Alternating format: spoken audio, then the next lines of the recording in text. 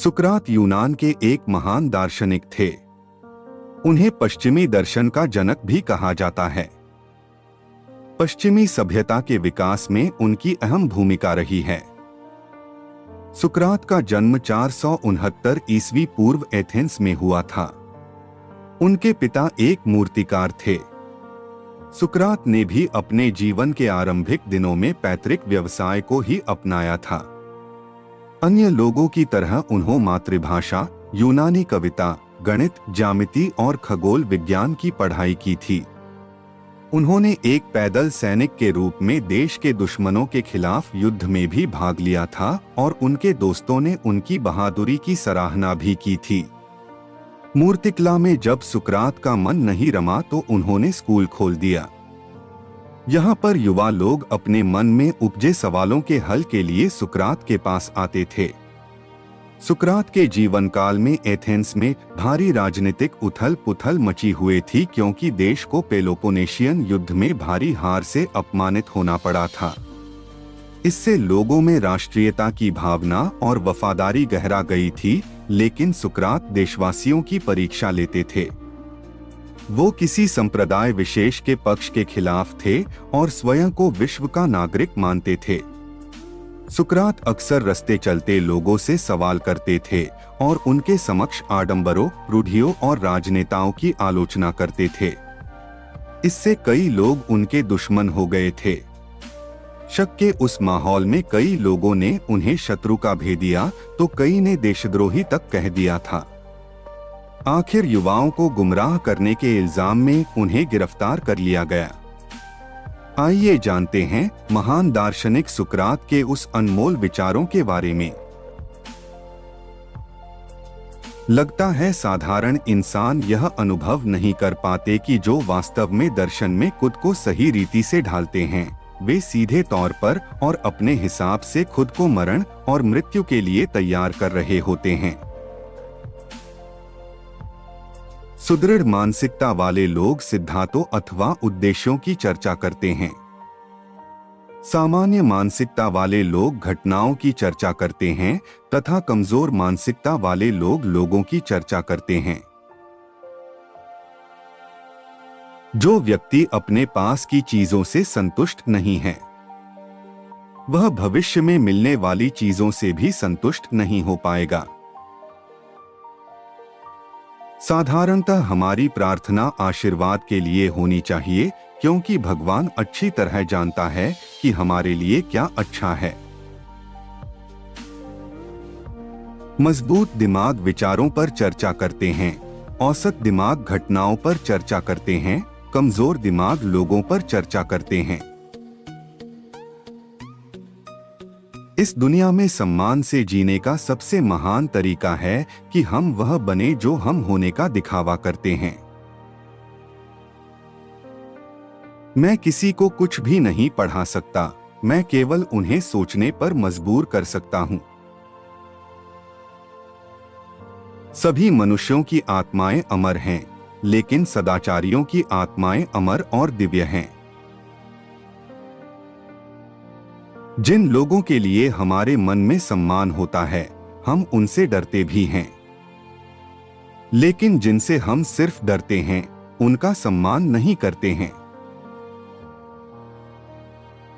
जीवन नहीं, बल्कि अच्छे जीवन को महत्व देना चाहिए।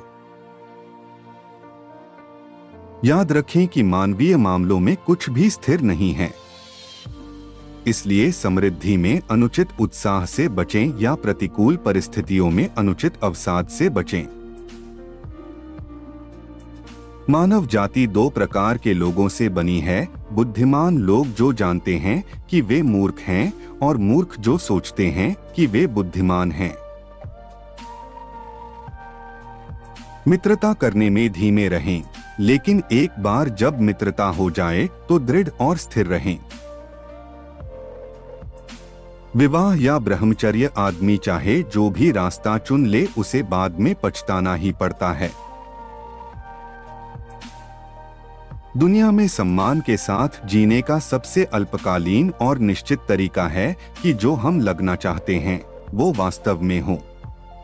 और यदि हम ध्यान से देखेंगे तो हम पाएंगे कि सभी मानवीय गुण उनके अभ्यास से अपने आप बढ़ते और दृढ़ होते हैं। कभी कभी आप दीवारें दूसरों को दूर रखने के लिए खड़ी नहीं करते, बल्कि इसलिए खड़ी करते हैं कि आप ये देखना चाहते हैं कि इन्हें कौन तोड़ने की कोशिश करता है। सिर्फ जीना मायने नहीं रखता है, बल्कि सच्चाई से जीना मायने रखता है। अगर आप अच्छे घुड़सवार बनना चाहते हैं तो सबसे बेकाबू घोड़े को चुनें, क्योंकि अगर आप इसे काबू में कर लेते हैं तो आप हर घोड़े को काबू कर सकते हैं।